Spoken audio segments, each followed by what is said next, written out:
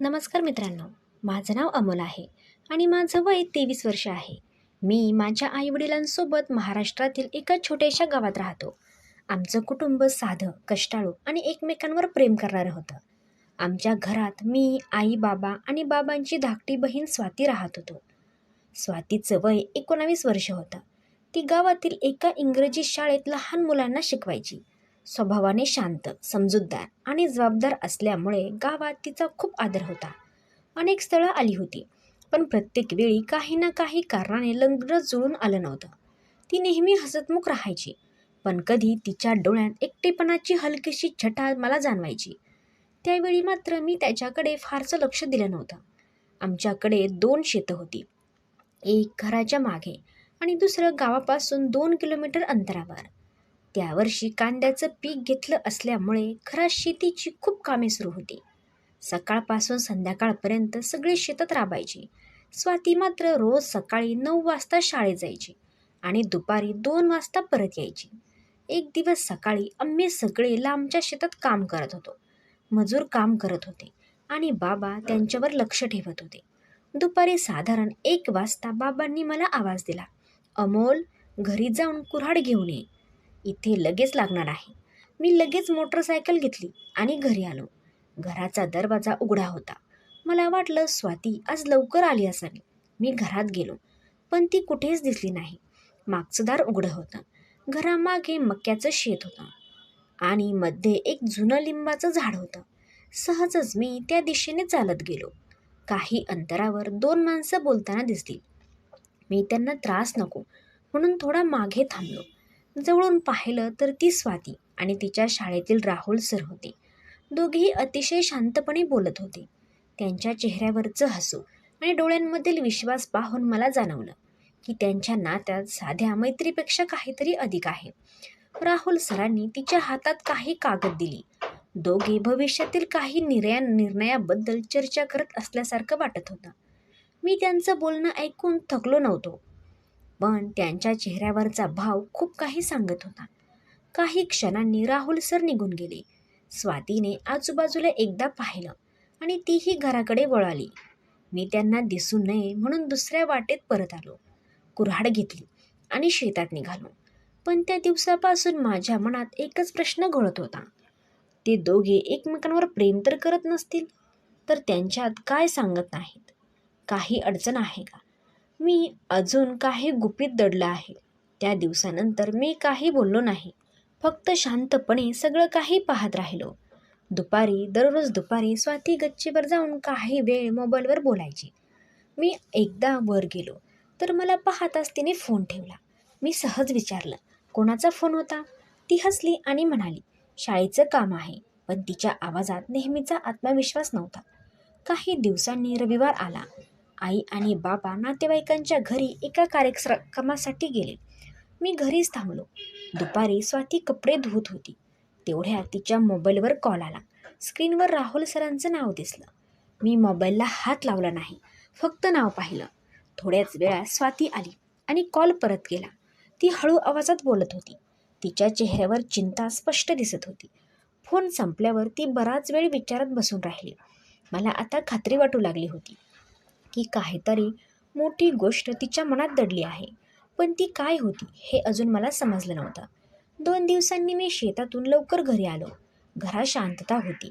स्वाती हॉलमध्ये बसून काही कागद चाळत होती. मला पाहताच तिने ते कागद पटकन बंद केली आणि हसण्याचा प्रयत्न केला, पण तिच्या चेहऱ्यावरचा ताण लपला नाही. मी काहीच न बोलता माझ्या खोलीत गेलो. त्या रात्री जेवताना आई सहज म्हणाली, "स्वाती, तुझ्यासाठी पुन्हा एक स्थळ आलं आहे." त्यावेळी मुलगा पुण्यात मोठ्या कंपनीत नोकरीला होता. हे ऐकता स्वातीच्या हातातील घास तसाच थांबला. तिने हसत विषय बदलला, पण मला तिच्या डोळ्यांतील काळजी स्पष्ट दिसत होती. दुसऱ्या दिवशी सकाळी ती नेहमीप्रमाणे शाळेत गेली. संध्याकाळी मी बाजारात गेलो असताना बस स्थानकाजवळ मला राहुल सर दिसले. ते एकटेच बाकावर बसले होते आणि खूप चिंतेत दिसत होते. मला पाहून ते थोडे डचाकले. मी नमस्कार केला.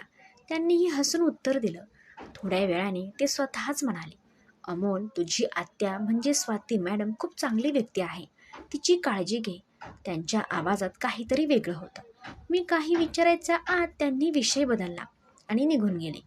त्या दिवसानंतर माझी उत्सुकता आणखी वाढली. नेमकी काय चाललं होतं? काही दिवसांनी गावची यात्रा होती. सगळे जत्रेला गेले होते. स्वाती मात्र डोकं दुखत असल्याचं सांगून घरीच थांबली होती. रात्री मीही घरी परतलो. घरात दिवा चालू होता, पण स्वाती दिसत नव्हती. मी मागच्या अंगणात गेलो तर ती एकटीच बाकावर बसून रडत होती. मला पाहताच तिने डोळे पुसले आणि उभी राहिली. मी विचारलं, काय झालं? ती काही क्षण शांत राहिली आणि म्हणाली, काही गोष्टी वेळ आल्यावरच सांगता येतात. मी पुन्हा काही बोललो नाही. त्या रात्री ती फार उशिरापर्यंत जागी होती. दुसऱ्या दिवशी सकाळी तिच्या खोलीतून कागदांची खसखस ऐकू आली. ती काही फाईल्स आणि कागदपत्र व्यवस्थित लावत होती. मी सहज विचारलं, कुठे जायचं आहे का? ती म्हणाली, शाळेचं थोडं काम आहे. पण तिच्या नजरेत पुन्हा तोच ताण होता. त्याच आठवड्यात एक अनपेक्षित घटना घडली. दुपारी शाळेतून घरी येताना स्वातीचा अपघात झाल्याची बातमी गावात पसरली. आम्ही सगळे घाबरतच दवाखान्यात पोहोचलो. सुदैवाने तिला फारशी दुखापत झाली नव्हती. डॉक्टरांनी काही दिवस विश्रांती घ्यायला सांगितली. त्या काळात राहुल सर रोज तिची विचारपूस करण्यासाठी फोन करायचे, पण ते कधीच घरी आले नव्हते. मला आता खात्री झाली होती की दोघांमध्ये नक्कीच काहीतरी गंभीर आहे. एक संध्याकाळी मी घराच्या गच्चीवर बसलो होतो. खाली अंगणात स्वाती फोनवर बोलत होती. तिचे काही शब्द मला कानावर पडले. मी आता जास्त दिवस हे लपवू शकत नाही. आई बाबांना सत्य सांगायलाच हवं, पण त्यांची प्रतिक्रिया काय असेल याची भीती वाटते. एवढं बोलून तिने फोन ठेवला. माझ्या मनात प्रश्नांचं वादळ उठलं. कोणतं सत्य, कोणती भीती, आणि इतके दिवस ती नेमके काय लपवत होती? त्या रात्री मला झोपच लागली नाही. दुसऱ्या दिवशी सकाळी बाबा म्हणाले, उद्या संध्याकाळी काही पाहुणे घरी येणार आहेत. सगळ्यांनी घरी वेळेवर राहायचं. स्वातीच्या चेहऱ्यावर पुन्हा एकदा काळजी उमटली. तिने काहीच विचारलं नाही, पण ती दिवसभर शांत होती. मला वाटत होतं उद्याचा दिवस आमच्या आयुष्यात काहीतरी मोठा बदल घेऊन येणार होता, आणि माझा हा अंदाज एकदम खरा ठरला. दुसऱ्या दिवशी सकाळपासूनच घरात वेगळीच लगबग सुरू होती. आई स्वयंपाकाच्या तयारीत व्यस्त होती. बाबा घराची साफसफाई करत होते. मीही अंगणात आवरत होतो. स्वाती मात्र नेहमीपेक्षा जास्त शांत होती. तिच्या चेहऱ्यावरचं हसू कुठेतरी हरवल्यासारखं वाटत होतं. ती वारंवार मोबाईलकडे पाहत होती, पण कुणालाही काही सांगत नव्हती. दुपारच्या सुमारास तिच्या मोबाईलवर राहुल सरांचा कॉल आला. ती घराच्या मागच्या अंगणात जाऊन बोलू लागली. त्यावेळी मी तिच्या आगेमागे गेलो नाही. मला जाणवत होतं की ती मोठ्या तणावात आहे. काही मिनिटांनी ती परत आली. तिचे डोळे लाल झाले होते. आईने विचारलं, काय झालं ग? ती लगेच म्हणाली, काही नाही, डोकं खूप दुखतंय. संध्याकाळी 6:30 वाजता पाहुण्यांची गाडी घरासमोर येऊन थांबली. एक सुसंस्कृत कुटुंब खाली उतरलं. त्यांच्यासोबत त्यांचा मुलगाही होता. नाव होतं अभिजित. पुण्यातील एका मोठ्या कंपनीत इंजिनियर म्हणून काम करत होता. बोलण्यात नम्रपणा, वागण्यात साधेपणा आणि चेहऱ्यावर आत्मविश्वास होता. घरात सगळ्यांची ओळख झाली. चहा नाश्ता झाला. काही वेळाने आईने स्वातीला हाक मारली. स्वाती हळूहळू बाहेर आली. साधी साडी, चेहऱ्यावर कोणताही देखावपणा नव्हता. अभिजितने तिच्याकडे पाहिलं आणि हसत नमस्कार केला. स्वातीनेही नम्रपणे उत्तर दिलं. दोघांना थोडा वेळ एकटे बोलण्यासाठी अंगणात बसवलं गेलं. आम्ही बाकीचे घरातच बसलो. जवळपास 20 मिनिटे दोघे परत आले. अभिजितच्या चेहऱ्यावर समाधान होतं, पण स्वाती अजूनही विचारात दिसत होती. पाहुणे निघून गेल्यावर घरात आनंदाचं वातावरण निर्माण झालं. आई म्हणाली, मला तर मुलगा खूप आवडला. बाबा म्हणाले, माझ्याही मनाला पटला. पण स्वाती काहीच बोलली नाही. रात्री जेवण झाल्यावर ती गच्चीवर गेली. मी थोड्या वेळाने वर गेलो. ती आकाशाकडे शांत पाहत उभी होती. मी हळू आवाजात विचारलं, तू आनंदी नाहीयेस का? ती काही क्षण शांत राहिली. मग म्हणाली, अमोल, काही निर्णय मनाला पटेल तरी ते आयुष्य योग्य असतील असं नसतं. तिचं उत्तर मला समजलं नाही. मी पुढे काही विचारण्यात इतक्या तिच्या मोबाईलवर पुन्हा कॉल आला. स्क्रीनवर राहुल सरांचं चमकत होतं. तिने माझ्याकडे एकदा पाहिलं आणि कॉल उचलला. तिच्या आवाजात तणाव स्पष्ट दिसत होता. हो, उद्या भेटू. शेवटचा निर्णय घ्यायचाच आहे. एवढंच माझ्या कानावर पडलं. कॉल संपल्यावर ती काहीही न बोलता खाली निघून गेली. दुसऱ्या दिवशी ती नेहमीप्रमाणे शाळेत गेली, पण संध्याकाळ झाली तरी घरी परतली नाही. आईची काळजी वाटू लागली. बाबांनी तिच्या शाळेत फोन केला. तिथून उत्तर आलं की शाळा वेळेवर सुटली होती आणि स्वाती बराच आधी निघाली होती. घरात एकच खळबळ उडाली. आम्ही सगळीकडे शोधायला सुरुवात केली. तिचा फोनही बंद येत होता. रात्री 9:30च्या सुमारास अचानक घरासमोर एक कार येऊन थांबली. त्यातून राहुल सर उतरले. त्यांच्या चेहऱ्यावर प्रचंड चिंता दिसत होती. ते घरात आले आणि बाबांकडे पाहत म्हणाले, मला तुमच्याशी एक अत्यंत महत्त्वाची गोष्ट बोलायची आहे आणि ती ऐकल्यानंतर कदाचित तुमचा माझ्यावरचा विश्वास कायमचा बदलू शकतो. घरात एकदम शांतता पसरली. बाबा खुर्चीतून उठले.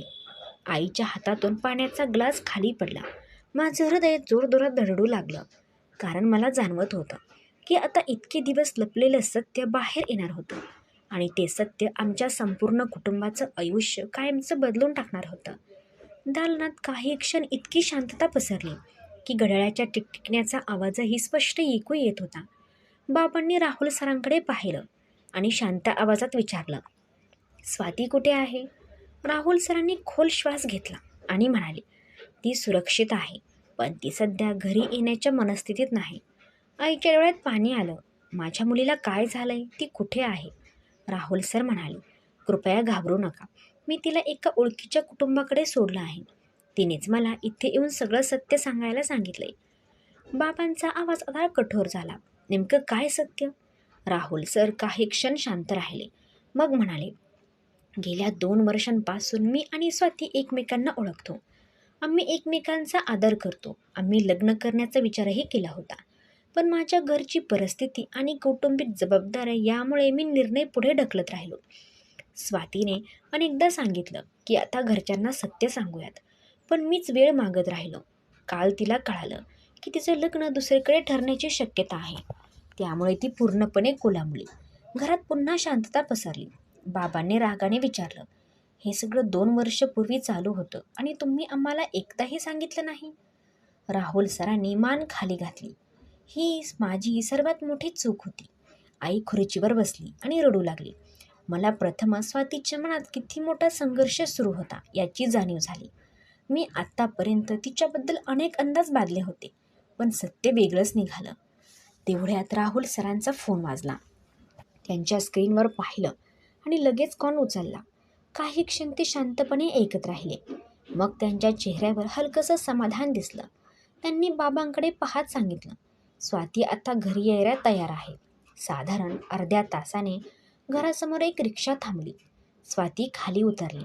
तिचे डोळे रडून रडून लाल झाले होते. ती घरात आली आणि थेट आईच्या गळ्यात पडली. आई, मला माफ कर. मला तुमच्यापासून काहीही लपवायचं नव्हतं, पण प्रत्येक वेळी धाडस कमी पडलं. आईने तिचे डोळे पुसले, पण काही बोलली नाही. बाबा मात्र अजूनही शांत होते. काही वेळानंतर त्यांनी स्वातीला समोर बसवलं आणि म्हणाले, एकच प्रश्न आहे, तुला खरंच राहुलसोबत आयुष्य घालवायचं आहे का? स्वातीने क्षणभरही विलन न करता होकारार्थी मान हलवली. तिच्या डोळ्यात भीती होती, पण त्याहूनही मोठा होता सत्य स्वीकारण्याचा निर्धार. बाबांनी राहुल सरांकडे पाहिलं, आणि तुम्ही फक्त भावना पुरेशा नसतात, जबाबदारी स्वीकारण्याची तयारी आहे का? राहुल सरांनी ठाम आवाजात उत्तर दिलं, हो, यापुढे कोणतीही गोष्ट लपवणार नाही. तुमची परवानगी मिळाली तर योग्य पद्धतीने पुढे जाऊ. त्या रात्री कोणताही अंतिम निर्णय झाला नाही, पण अनेक महिन्यांपासून दडलेलं गुपित अखेर घरासमोर आलं होतं. दुसऱ्या दिवशी सकाळी मात्र एक अनपेक्षित घटना घडली. पुण्यातील अभिजितचा फोन बाबांना आला. त्याने शांतपणे सांगितलं, काल स्वाती मॅडमच्या चेहऱ्यावरून मला जाणवत होतं की त्यांच्या मनात दुसरंच काहीतरी सुरू आहे. मला कोणाचं आयुष्य जबरदस्तीने जोडायचं नाही. कृपया त्यांच्यावर कोणताही दबाव टाकू नका. अभिजितच्या या ठामपणाने बाबा काही क्षण निशब्द झाले. त्यांनी फोन ठेवला आणि पहिल्यांदाच हलकंसं स्मित केलं. पण त्याच वेळी राहुल सरांचा मोठा भाऊ अचानक घरात आला. त्यांच्या चेहऱ्यावर राग स्पष्ट दिसत होता. दारातून आत येताच तो मोठ्या आवाजात म्हणाला, हे लग्न कधीच होणार नाही. त्यांच्या या एका वाक्याने पुन्हा एकदा घरात तणावाचं वातावरण निर्माण झालं आणि स्वातीच्या आयुष्यातील सर्वात कठीण परीक्षा आता खऱ्या अर्थाने सुरू होणार होती. दालनात पुन्हा एकदा शांतता पसरली. राहुल सरांचा मोठा भाऊ दारातच उभा होता. त्यांच्या चेहऱ्यावरचा राग स्पष्ट दिसत होता. बाबांनी त्यांना बसायला सांगितलं, पण त्यांनी बसण्यास नकार दिला. ते थेट राहुल सरांकडे पाहत म्हणाले, राहुल, तू घरातल्या कोणालाही न सांगता इतका मोठा निर्णय घेतलास. आईची तब्येत बिघडलेली आहे, बाबांची जबाबदारी आपल्या दोघांवर आहे आणि अशा वेळी तू लग्नाचा विचार करतोयस. राहुल सर शांतपणे म्हणाले, दादा, मी जबाबदारी टाळत नाही, पण 2 वर्षांपासून मी फक्त जबाबदारीसाठी माझं आयुष्य पुढे ढकलत राहिलो. आता आणखी उशीर करायचा नाही. त्याच्या भावाने रागात उत्तर दिलं, उशीर नाही, तर आता वेळच निघून गेली आहे. स्वाती हे सगळं शांतपणे ऐकत होती. तिच्या डोळ्यात पुन्हा अश्रू आले. बाबांनी परिस्थिती शांत करण्याचा प्रयत्न केला. ते म्हणाले, भांडण्याचा काहीही मार्ग निघणार नाही. प्रत्येकाने आपलं म्हणणं मांडून द्या. काही वेळ चर्चा सुरू राहिली. राहुल सरांनी त्यांच्या घरची आर्थिक परिस्थिती, आईची तब्येत आणि कुटुंबातील अडचणी सविस्तर सांगितल्या. त्यावर बाबा म्हणाले, आम्हाला श्रीमंती नको आहे, पण विश्वास आणि प्रामाणिकपणा हवा आहे. तो जर सुरुवातीला दाखवला असता तर आज ही वेळच आली नसती. राहुल सरांनी मान खाली घालून चूक मान्य केली.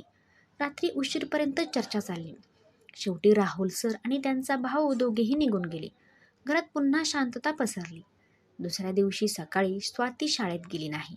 ती दिवसभर घरातच होती. आई तिच्याशी बोलत होती, पण ती फार कमी उत्तर देत होती. मी दुपारी अंगणात बसलो असताना स्वाती माझ्याजवळ आली. ती म्हणाली, अमोल, काही वेळ सत्य लपवणं हे खोटे बोलण्यापेक्षाही जास्त वेदना देतं. मी तिच्याकडे पाहिलं. तिच्या चेहऱ्यावर अपराधीपणा स्पष्ट दिसत होता. आता जे काही होईल ते सत्यावरच होईल. ती हलकच हसली. अनेक दिवसांनी तिच्या चेहऱ्यावरचं हे पहिलं खरं हसू होतं. 3 दिवस उलटले. न राहुल सरांचा फोन आला, न कोणता निरोप. स्वाती अधिकच अस्वस्थ होऊ लागली. 4थ्या दिवशी सकाळी गावातील पोस्टमन घरात आला. त्याच्या हातात एक बंद पाकिट होतं. ते स्वातीच्या नावावर होतं. त्याने पाकिट उघडलं. आत एक पत्र आणि काही कागदपत्र होती. पत्र राहुल सरांनी लिहिलं होतं. त्यात त्यांनी लिहिलं होतं, मी माझ्या घरच्यांच्या समजावण्याचा शेवटचा प्रयत्न करत आहे, पण जर ते तयार झाले नाही तर मी चुकीचा निर्णय घेणार नाही. तुझ्या आयुष्याचा मार्ग अडवणार नाही. तुला आनंदी पाहणं हेच माझ्यासाठी महत्त्वाचं आहे. पत्र वाचताना स्वातीच्या डोळ्यातून अश्रू वाहू लागले. पण त्याच पाकिटात आणखी एक कागद होता. तो एका कंपनीच्या नियुक्तपत्राचा होता. राहुल सरांना नाशिकमध्ये एका मोठ्या शाळेत मुख्य शिक्षक म्हणून नोकरी लागली होती. त्यांना पुढच्या महिन्यात रुजू व्हायचं होतं. हे वाचून बाबा काही क्षण विचारात पडले. ते म्हणाले, मुलगा स्वतःच्या पायावर उभा राहण्याचा प्रयत्न करतोय, ही चांगली गोष्ट आहे. घरात पहिल्यांदाच आशेचा किरण दिसू लागला. पण नियतीने अजून एक मोठा धक्का रोखून ठेवला होता. त्या संध्याकाळी गावातील एका व्यक्तीने बाबांना सांगितलं की राहुल सरांच्या घरच्यांनी त्यांच्यासाठी दुसरं लग्न ठरवलं आहे आणि पुढच्या आठवड्यात साखरपुडाही होणार आहे. ही बातमी ऐकता स्वातीच्या हातातून चहाचा कप खाली पडला. घरात पुन्हा एकदा शांतता पसरली. माझ्या मनात एकच प्रश्न घुमत होता. राहुल सरांनी पत्रात जे लिहिलं होतं ते खरं होतं की त्यांनी स्वातीपासून काहीतरी अजूनही लपवलंय? आणि जर ही बातमी खरी असेल तर पुढे काय होणार होतं? दुसऱ्या दिवशी सकाळी घरात कोणीही नीट बोलत नव्हतं. आई देवासमोर बसून शांतपणे प्रार्थना करत होती. बाबा अंगणात फेरफटका मारत होते. स्वाती तिच्या खोलीत बसून खिडकीतून बाहेर पाहत होती. तिच्या चेहऱ्यावर निराशा स्पष्ट दिसत होती. मी तिच्याजवळ गेलो आणि म्हणालो, एवढ्या सहज हार मानणं तुझ्या स्वभावात नाही. ती माझ्याकडे पाहून हलकंच हसली आणि म्हणाली, हार मानत नाहीये अमोल, पण प्रत्येक वेळी नशिबाची लढता येत नाही. तिच्या आवाजातला थकवा मला स्पष्ट जाणवत होता. तेवढ्यात बाबांचा फोन वाजला. फोन राहुल सरांचा होता. बाबांनी स्पीकर सुरू केला. राहुल सरांचा आवाज थोडा घाई गडबडीत येत होता. काका, कृपया कोणत्याही अफवेवर विश्वास ठेवू नका. माझं दुसरीकडे लग्न ठरण्याची बातमी पूर्णपणे खोटी आहे. काल गावात कुणीतरी मुद्दाम ही अफवा पसरली आहे. मी आज दुपारी स्वतः येतो आणि सगळं स्पष्ट करतो. फोन कट होताच घरात थोडासा दिलासा मिळाला. पण दुपारी 2 वाजले, 3 वाजले, 4 वाजले. राहुल सर आलेच नाही. त्यांना मोबाईलवरही संपर्क होत नव्हता. पुन्हा एकदा सगळ्यांच्या मनात काळजी निर्माण झाली. संध्याकाळी साधारण 6च्या सुमारास गावातील पोलीस पाटील घरात आले. त्यांच्या चेहऱ्यावर गंभीर भाव होता. त्यांनी बाबांना बाजूला घेतलं आणि काहीतरी सांगितलं. बाबांचा चेहरा क्षणात बदलला. आई घाबरून म्हणाली, काय झालं? बाबा काही क्षण शांत राहिले आणि मग म्हणाले, राहुलच्या गाडीचा छोटासा अपघात झाला आहे. त्यांना किरकोळ दुखापत झाली आहे. ते तालुक्याच्या दवाखान्यात आहे. हे ऐकताच स्वातीच्या डोळ्यात पाणी आलं. ती लगेच म्हणाली, मी त्यांना भेटायला जाते. बाबा काही क्षण विचारात पडले आणि मग म्हणाले, चल आपण सगळेच जाऊ. आम्ही दवाखान्यात पोहोचलो. राहुल सरांच्या हाताला प्लास्टर होतं. कपडाला छोटी जखम होती, पण ते शुद्धीवर होते. त्यांनी आम्हाला पाहिलं आणि सुटकेचा श्वास घेतला. त्यांनी पहिल्याच वाक्यात म्हटलं, माझ्यामुळे सगळ्यांना खूप त्रास झाला, पण मी आज एक निर्णय घेतला आहे. बाबा शांतपणे म्हणाले, कोणता निर्णय? राहुल सरांनी त्यांच्या बॅगेतून एक फाईल काढली. त्यात नाशिकच्या नोकरीची कागदपत्र, घरभाड्याचा करार आणि बँकेची काही कागदपत्र होती. ते म्हणाले, मी आता स्वतंत्रपणे आयुष्य सुरू करण्याची तयारी केली आहे. कोणत्याही दबावाखाली नाही, तर जबाबदारीने. पण अंतिम निर्णय स्वातीचा आणि तुमचा असेल. बाबांनी ती कागदपत्र शांतपणे पाहिली. त्यांच्या चेहऱ्यावरचा राग आता बराच अंशी कमी झाला होता. ते म्हणाले, तू आज पहिल्यांदा तयारी करून आला आहेस. फक्त भावनाच नाही, तर जबाबदारीही दिसते. तेवढ्यात दवाखान्याच्या बाहेर गोंधळ सुरू झाला. 2-3 गावकरी मोठ्याने बोलत होते. त्यापैकी एक म्हणत होता, संपूर्ण गावात या दोघांबद्दल खोट्या अफवा पसरल्या गेल्या आहेत. कुणीतरी मुद्दाम त्यांची बातमी करण्याचा प्रयत्न करताय. ही ऐकताच राहुल सर आणि स्वाती एकमेकांकडे पाहू लागले. बाबांनी गंभीर आवाजात विचारलं, हे कोण करते? तेवढ्याच पोलीस पाटील आत आले आणि म्हणाले, ज्याने अफवा पसरवल्या त्यांचं नाव आमच्याकडे आलं आहे, पण त्यामागचं कारण ऐकल्यावर तुम्हाला धक्का बसलेल. संपूर्ण खोलीत पुन्हा एकदा शांतता पसरली. कारण आता हा विषय फक्त एका प्रेमकथेचा राहिला नव्हता. तो कुणीतरी मुद्दाम रचलेल्या कटाचा भाग असल्याचं स्पष्ट दिसत होतं. त्या कटामागचा चेहरा उघड झाल्यावर अनेक वर्षांपासून लपलेलं आणखी एक सत्य समोर येणार होतं. तेवढ्यात पोलीस पाटील घरात आले. त्यांच्या चेहऱ्यावरचा गंभीर भाव पाहून सगळे शांत राहिले. त्यांनी बाबांकडे पाहिलं आणि म्हणाले, मला आत्ताच एक अशी माहिती मिळाली आहे, जी ऐकल्यानंतर तुमच्या सगळ्यांच्या पायाखाली जमीन सरकेल. तुम्ही ज्या व्यक्तीवर आजपर्यंत पूर्ण विश्वास ठेवत होतात, त्याच व्यक्तीने हे सगळं पुढे आणण्याची भूमिका बजावली आहे. हे ऐकताच घरात एकच शांतता पसरली.